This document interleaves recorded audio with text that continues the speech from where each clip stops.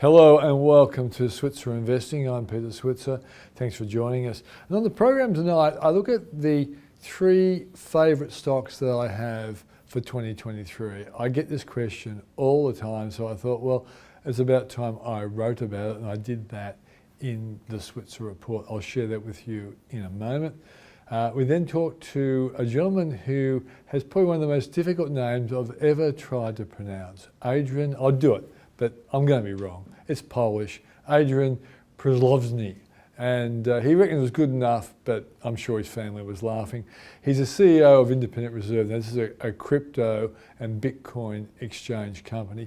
He's going to talk to you about the crypto crash and what it means. And he basically is arguing it is time for regulation. Politicians will have to have the guts to do it, or else crypto is going to be in trouble for a long time. Paul Rickard looks at share purchase plans, and he explains to you when you should participate. And then Rupert Blunden, who's the investment director at Jemison TTB, talks about what I would call higher risk, higher return investments in the space of real estate and development.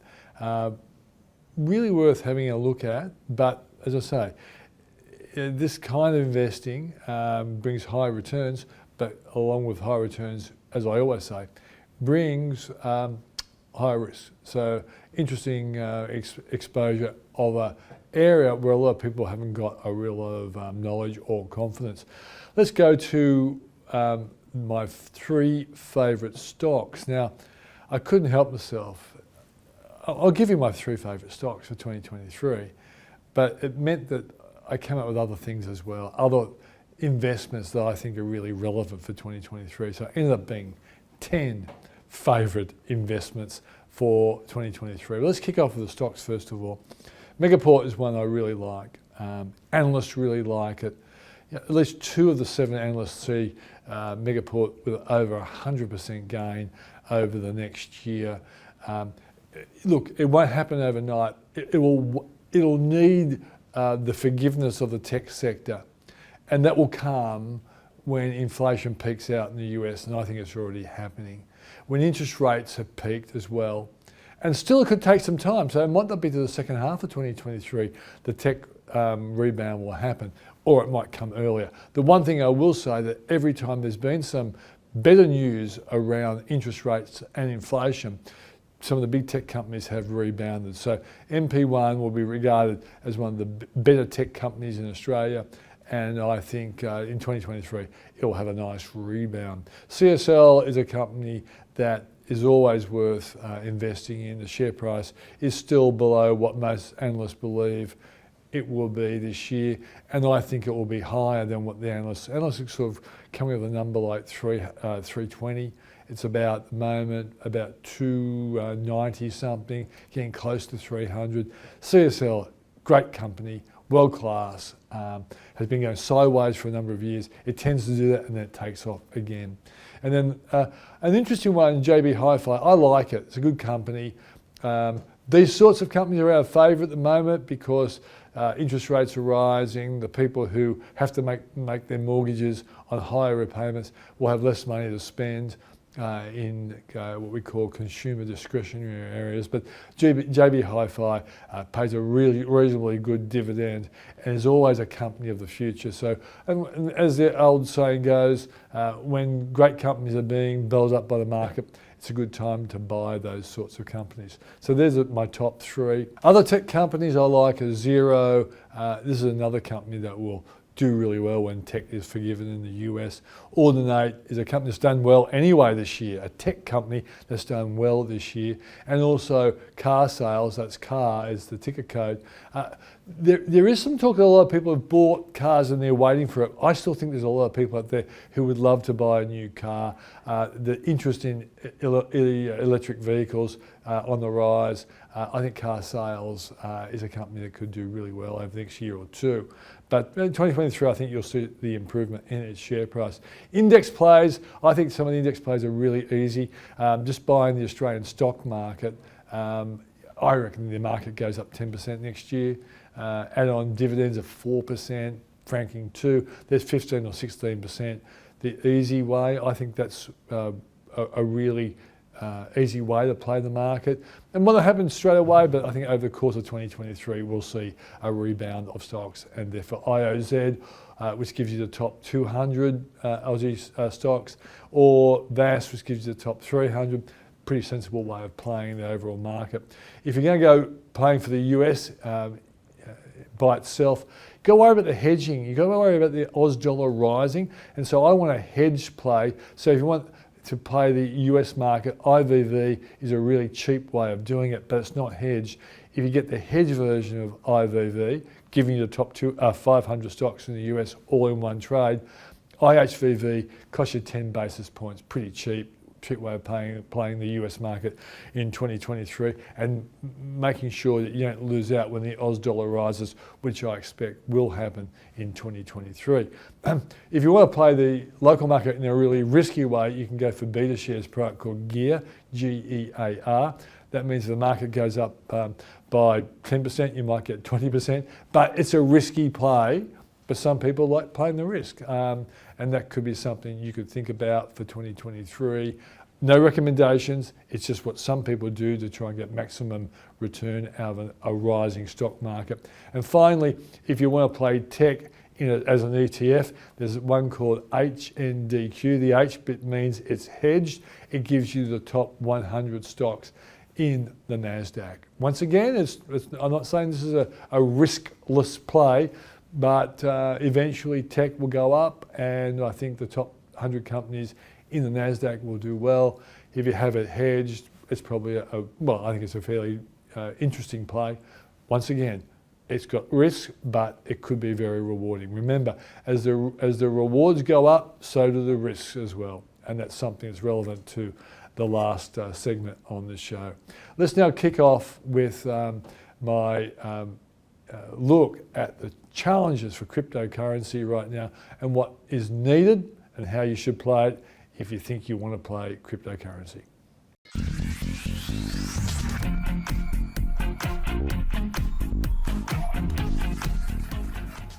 Well, it would be an understatement to say that cryptocurrency is in a chaotic situation right now. And to explain what's going on and what the future might be, we have Adrian Przelozny from a company called Independent Reserve, and it's a crypto and Bitcoin exchange company. Thanks for joining us, Adrian.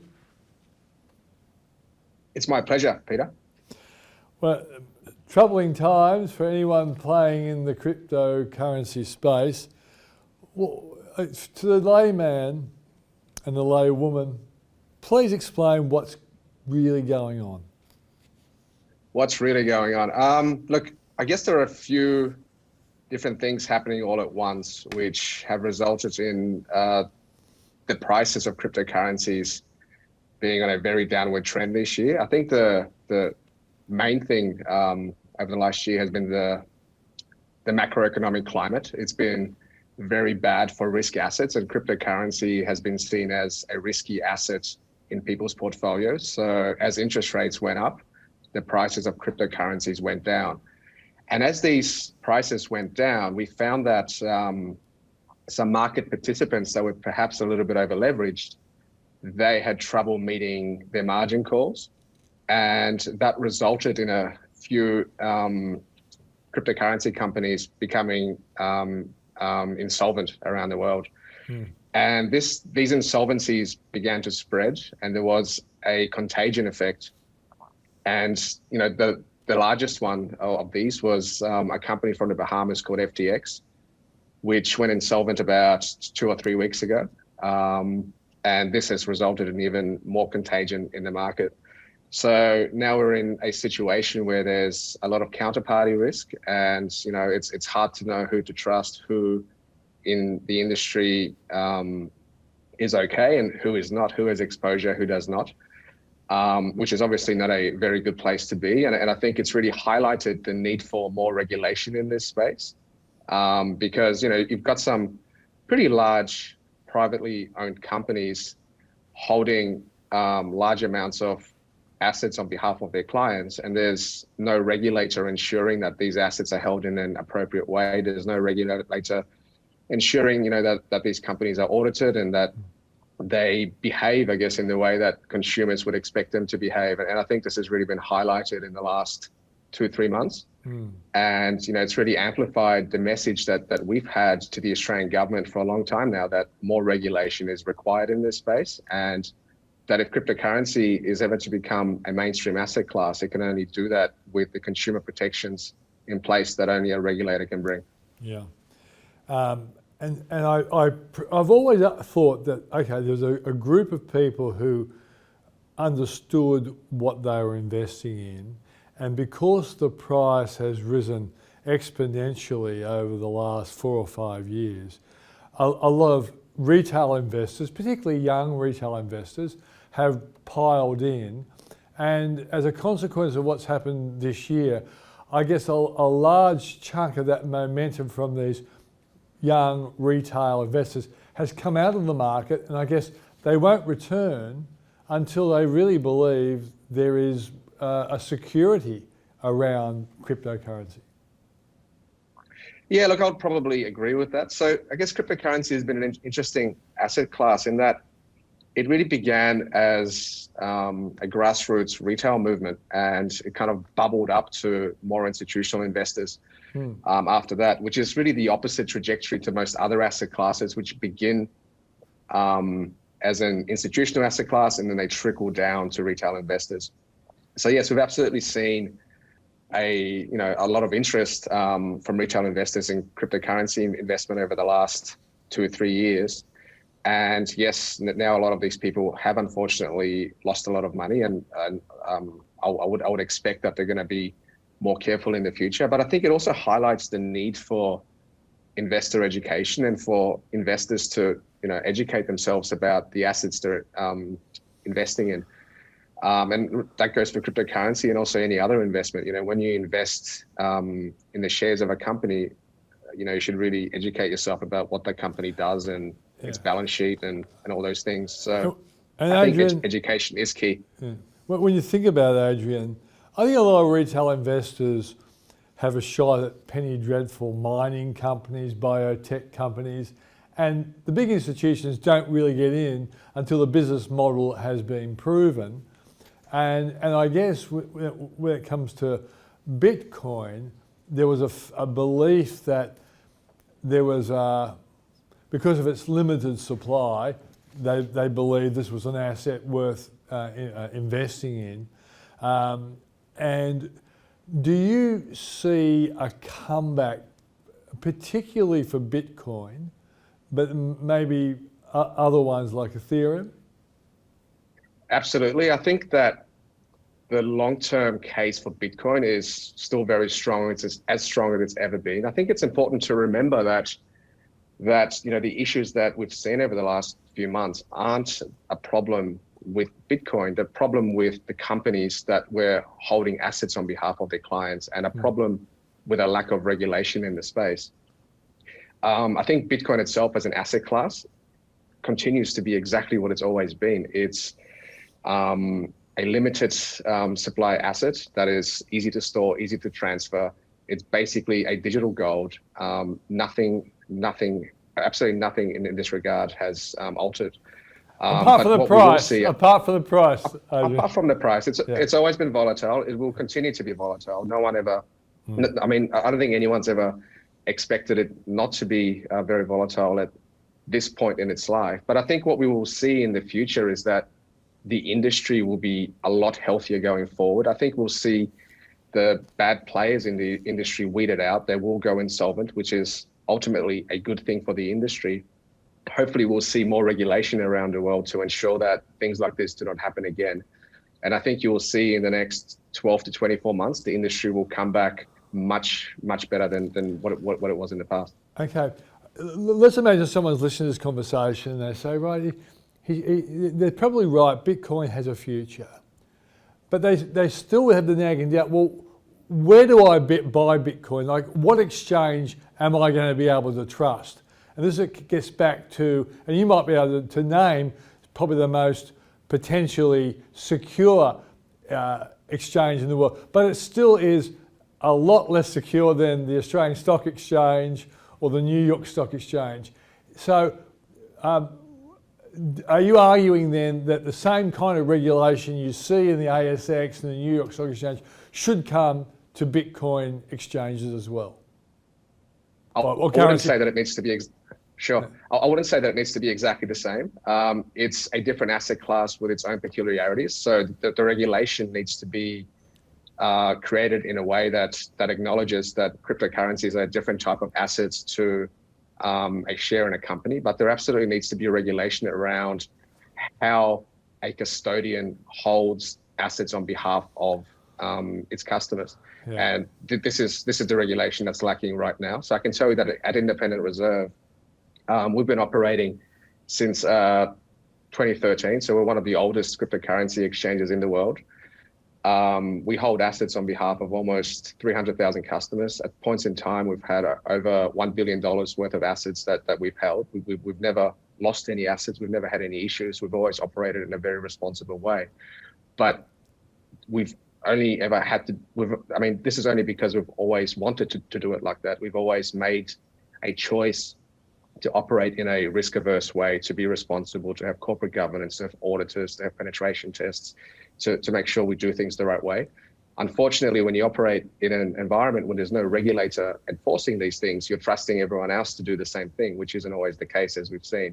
So we continue to push the Australian government for well-considered regulation in this space that protects consumers. Yeah. So you're arguing that you use a voluntary code of self-regulation, but in a perfect world, you'd prefer governments to come through to make sure that the exchanges that have gone broke don't conduct practices that left them vulnerable in the first place. Absolutely. There needs to be consumer protections that are set in law that basically ensure that everyone operates in a correct way and that there are independent auditors engaged at all times to check that things are done in a correct way. And that kind of, it's just obvious, and it's very, very frustrating that it hasn't happened yet in Australia. We've been trying to lobby the government around this for a long time, and unfortunately it hasn't been a high priority, and I hope it becomes one very, very soon. Is there a government in the world that really has got serious about regulating? I think China has, but let's just say, has there been a Western government that really has got serious about regulating these cryptocurrency exchanges? Yeah, so I think in our region, probably the best example is the MAS over in Singapore. So they announced a set of rules, I think about 2 years ago, and we actually opened an office over in Singapore.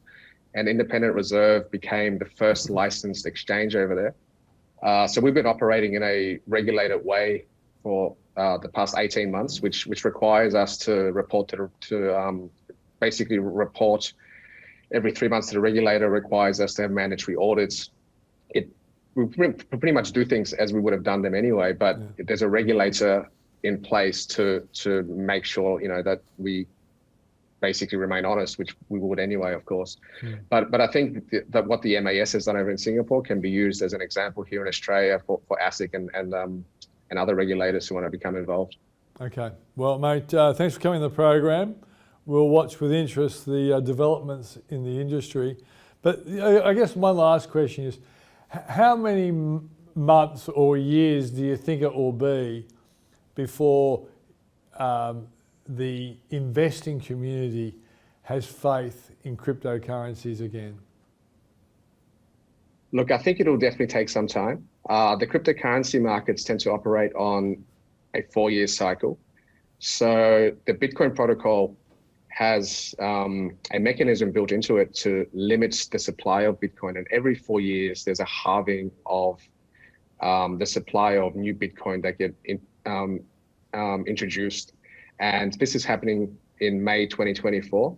I would expect around that time that the markets will turn. But I think we're probably set for a pretty turbulent 12 months where there's a lack of trust in the industry and consumers really have every right to ask all the hard questions to exchanges, to have every right to ask for proof of reserves, to have every right to ask for independent audits to make sure that they're dealing with a counterparty that they can trust.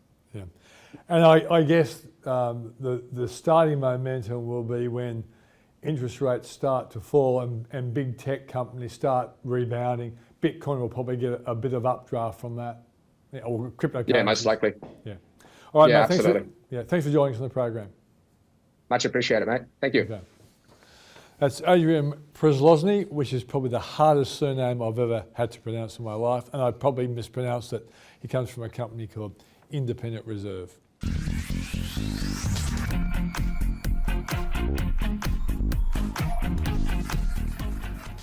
And today we want to do an education piece on share purchase plans and when you should participate. Paul, why don't you explain to us what a share purchase plan is? Yeah, it's just a capital raising, Peter, but the important thing from a company's perspective is that they don't have to issue a prospectus. Now, issuing a prospectus takes a lot of work. This allows them Costs a lot of money too. It costs a lot of money. This allows them to go to retail shareholders without having to issue a prospectus. Because of that, there are caps, and one of the caps is that ASIC puts on a monetary limit and says the maximum that can be raised from any investor is $30,000. So no more than $30,000. They're usually at a fixed size, fixed amount, and at a maximum price. Sometimes with a discount to the current market price.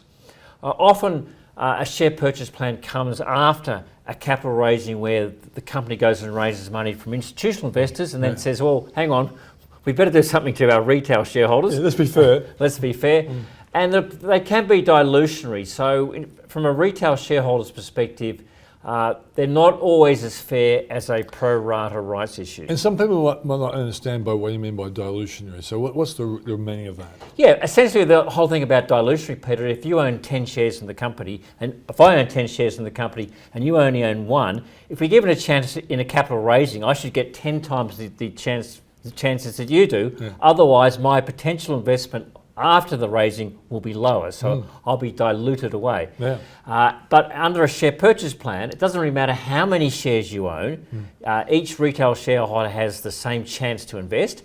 And if you're a big retail shareholder and you aren't able to participate in the institutional raising, well, the maximum you could buy in the share purchase plan is only $30,000. Yeah. So in that case, you stand to a big risk of being diluted. So retail shareholders, bigger retail shareholders don't like share purchase plans typically, whereas they certainly work quite well for very small retail shareholders. Okay, so let's go to the next issue. How do these plans actually work? Yeah, well, first of all, the company's got to send out an invitation. Now, this is usually done with an ASX announcement and a follow-up booklet.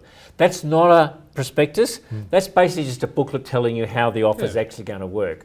The booklet will specify things like the amount that they intend to raise, the price, the opening date, how you pay for it, and when it closes. So all the sort of details you'd expect.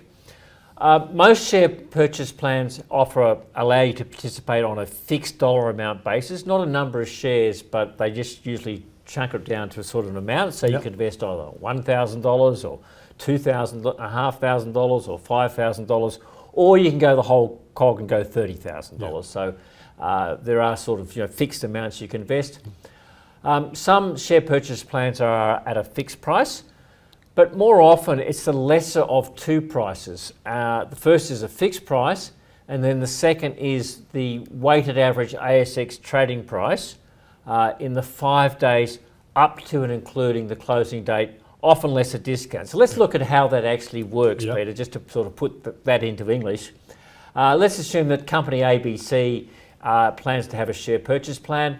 The price is going to be the low or the lesser of $3 or the average ASX trading price over the 5 days leading up to the close of the offer in 3 weeks' time. And let's assume that for the sake of this, ABC is currently trading on the ASX at about $3.02.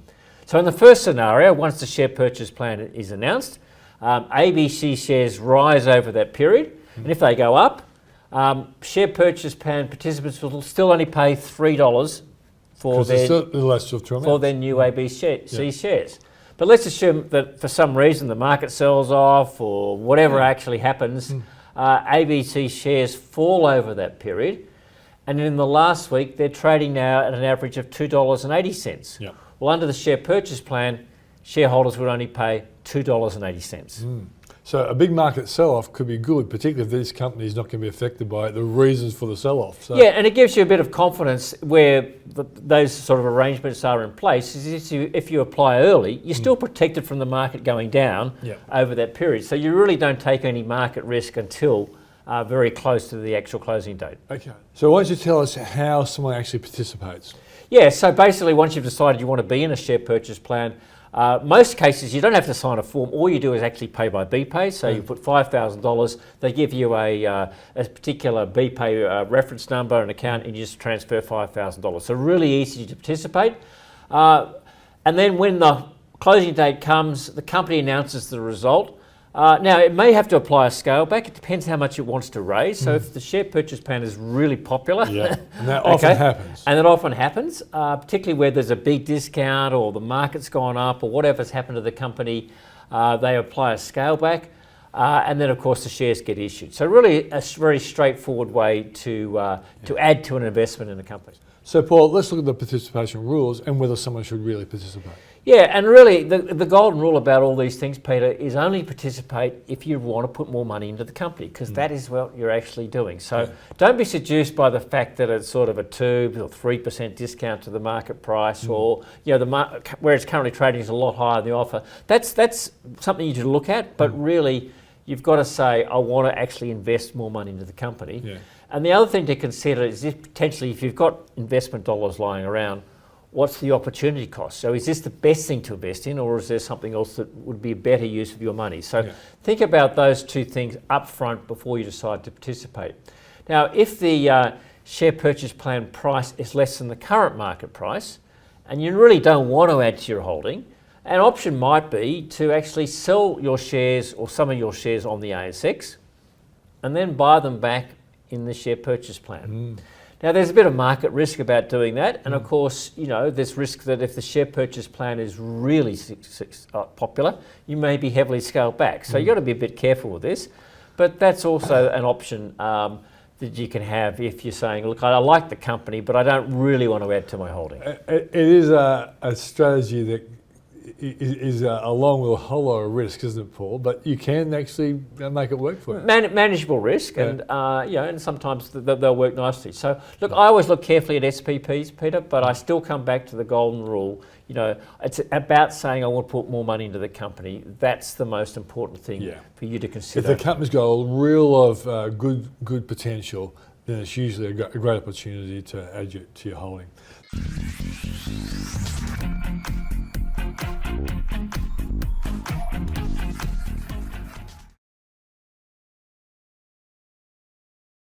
Well, we know that the property sector has a few challenges at the moment, and I'm now going to be speaking to Rupert Blunden, who's investment director at Jamison TTB. Thanks for coming on the program, mate. No problem, Peter. So tell us what Jamison TTB actually does. Yeah, perfect.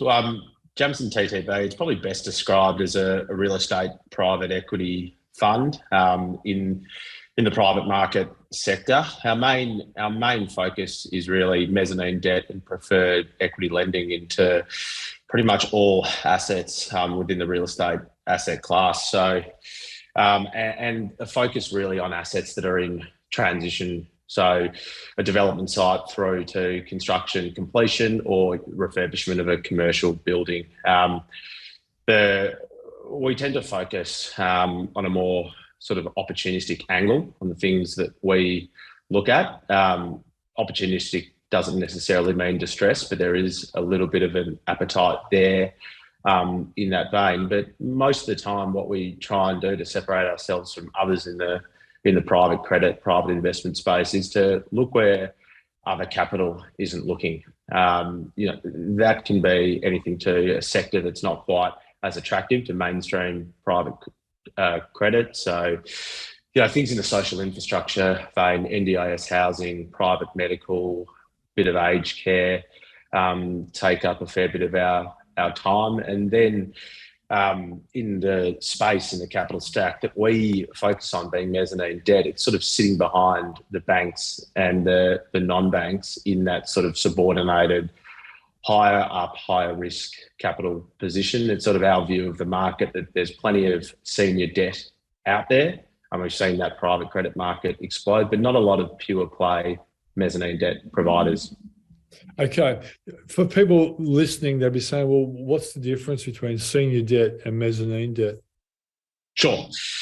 Mezzanine debt is basically a layer of capital that sits in between sponsors, or let's just say developers' equity and then their first mortgage debt. So when they're taking an asset through construction to delivery, they'll typically get 65% of 60 to 70% of their cost base funded by first mortgage senior debt, no different to a residential mortgage. They'll tip in their own equity, and quite often you'll find there's a gap between where the senior lender is willing to go and as far as their equity can take them. We basically fill that gap with a form of structured finance. So mezzanine senior debt is last in and first out. It's the lowest risk, has a first mortgage, and mezzanine debt is second in and second out. So until the senior debt's repaid, we don't see a dollar. Yeah, okay. So therefore, it's more risky than lending on the first mortgage basis, but the returns are higher. Absolutely. So, I mean, everything we do is sort of a bespoke boutique manager. We look for outsized returns relative to the risk. So, our sort of target gross returns at the fund level sit between 18 and 22%. I guess the reward for taking on that extra risk is a higher return.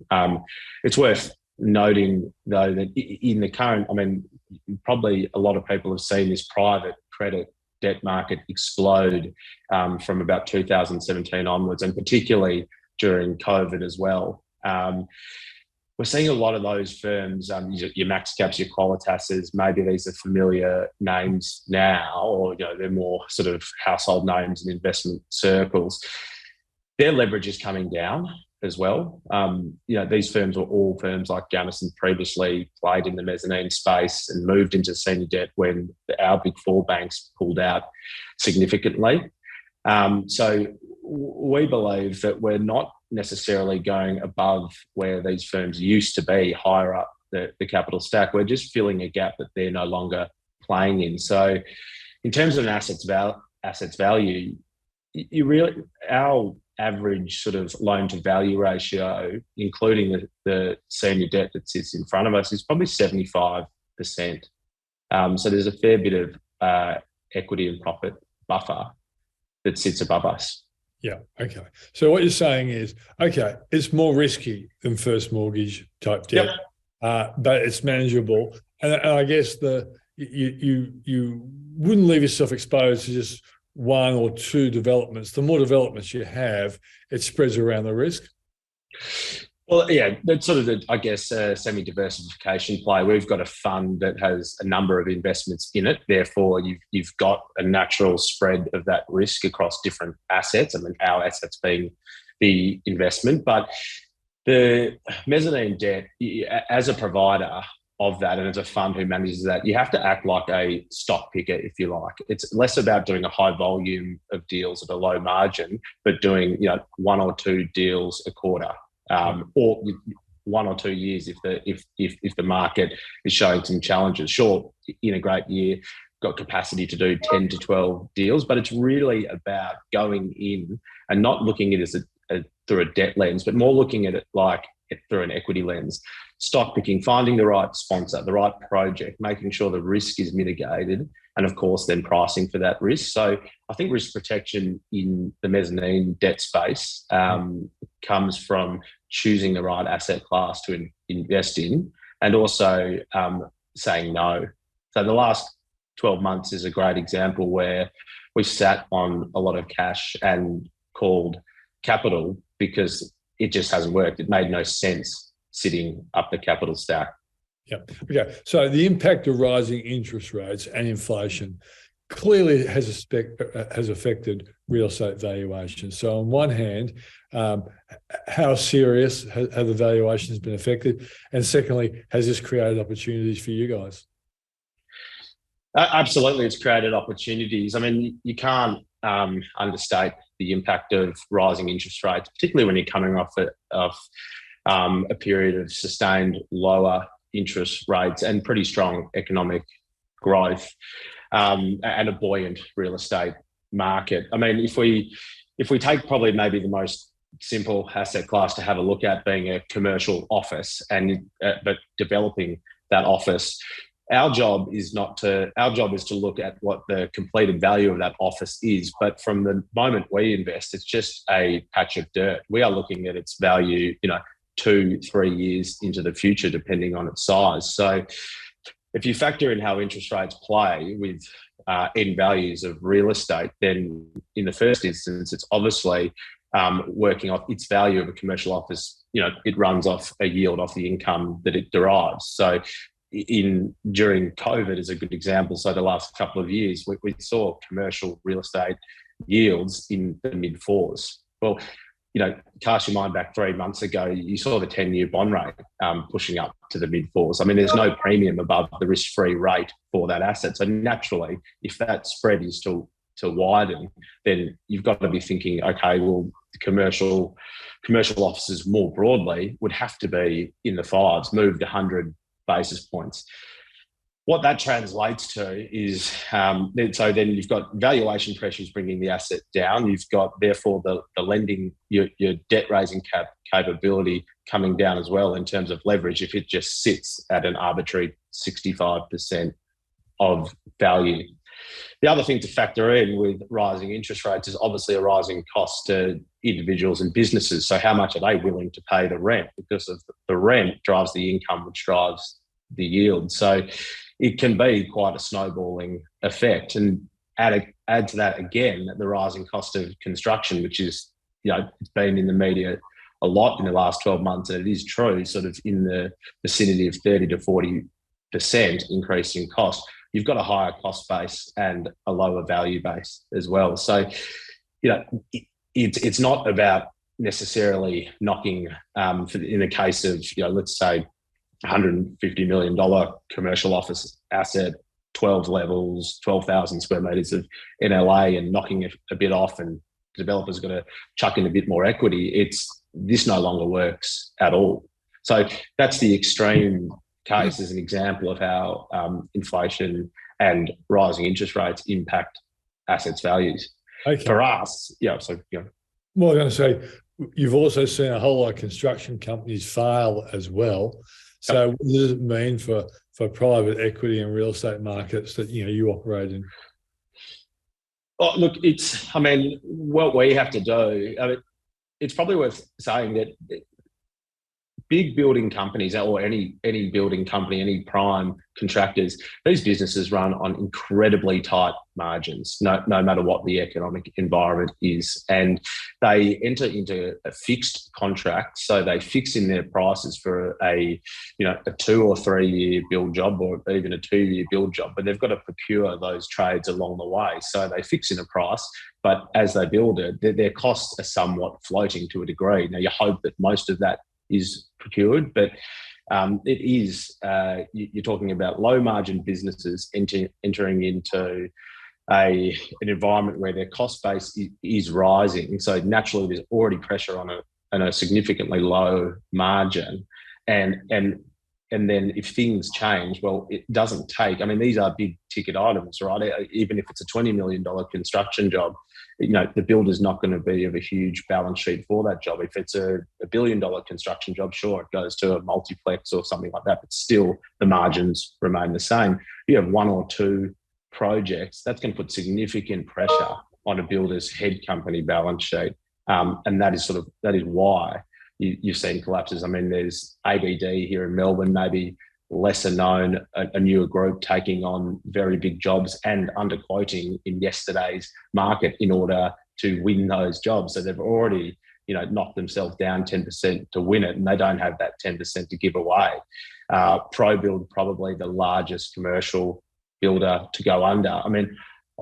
I remember years ago doing analysis when I was an analyst on ProBuild and seeing sort of a 1 to 2% net profit margin. And this was a time in the market when things were flying along. You know, you've got apartment prices, commercial office prices on the up, building costs are known and relatively stable. Factor in, you know, external pressures that are outside of their control. It doesn't take a lot for that margin to be eroded.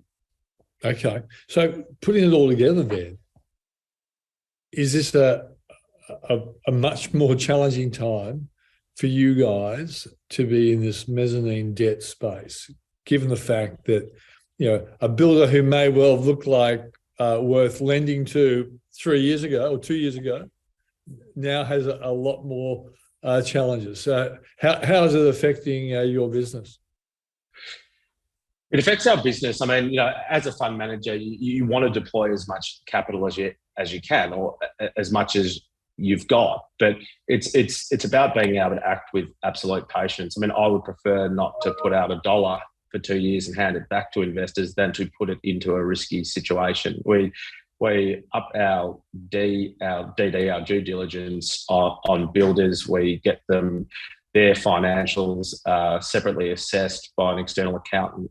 We've got accountants in here who run the numbers, and you can't take any added risk on choosing a builder that's not suitable for the job, either in capability or capacity. I mean, you really, as an example, let's say the bigger end of town, you're moving towards a builder like Hutchinson. Multi-generational, been through different cycles, have a very strong balance sheet, and obviously the capability to deliver these projects. As a fund manager, we have the luxury, and I think everyone from senior debt up, so be it mezzanine, preferred equity, any time that you're compelled to invest because of capital pressure to deploy that money, you're going to land yourself in trouble. We take a very patient view. We say no a lot more than we say yes, which obviously can be somewhat frustrating when the aim of the game is to put money out. But ultimately, you've got to protect your shareholder and investor's wealth and grow it. So what you can do, we assess everything in the property market, it runs off an external valuation. We run our own valuation analysis and sensitivities. We bring it back to the underlying land price to make sure that's not overpaid for, even if it's transacted. The luxury you have as a lender or an investor in real estate, not the owner of the asset, is that you effectively get to buy into that asset at the current point in time and look forward. So we're able to go and run our own models on, current revenue assumptions, construction costs, add your 10%, 15%, whatever we need in our sensitivity, add increased borrowing costs to that. And without being too technical, that will work its way down to a land value as we see it. You put that land value next to the price they're asking you to buy into, and if it's significantly lower, then you're not going to proceed. So really, it's a time of extreme patience, probably like most asset classes, and get stuck into the due diligence, make sure you're making the right decisions unemotionally, and just take no risk, unnecessary risk at any part of the mezzanine deal or the opportunity that you're putting together. Do investors go in project by project or by fund, and what kind of returns are they getting now compared, say, 2 years ago? So investors can invest with us in two ways. One, through a pooled mezzanine debt fund. So that's got a number of assets, mezzanine debt style assets in it, spread across Australia's major capital cities. Of course, that fund has parameters. We don't look at hotels. We don't look at land subdivisions. Anything that falls outside of the fund, we raise syndicated investments for. We might have 4 or 5 of those on the go at any one time. In terms of returns at the gross level, I think I said before, we target 18 to 20% in that range, and aim to get our investors back above 15%. So it really is 15 to 17, depending on the risk we're taking in the asset class, of course. Mezzanine debt 12 months ago, like all debt, was much cheaper. We weren't a player in the space then. You're probably looking at gross returns of 15, if you're lucky, an investor returns of 10. It never made sense to us at that level, even, giving sort of some credence to the low interest rate environment. Yep. All right, mate. Well, thanks for joining us, and I think you've accurately explained what you guys are up to and why the returns are so high. Thanks very much. An important point I have to underline, that when you get returns of that size, they are risky. You must remember that. And some people will add a little bit of that to their portfolio, but they have to understand it's a speculative investment. Those guys obviously try to make sure it works out for them, but when you're getting those kinds of returns, you're always got to remember you are taking a fairly high degree of risk. And that's the show for tonight. Thanks for joining us. I'll see you on Monday. If you want to know more about the story I kicked off with, have a look at the Switzer report, switzerreport.com.au. Once again, thanks for joining us. See you on Monday.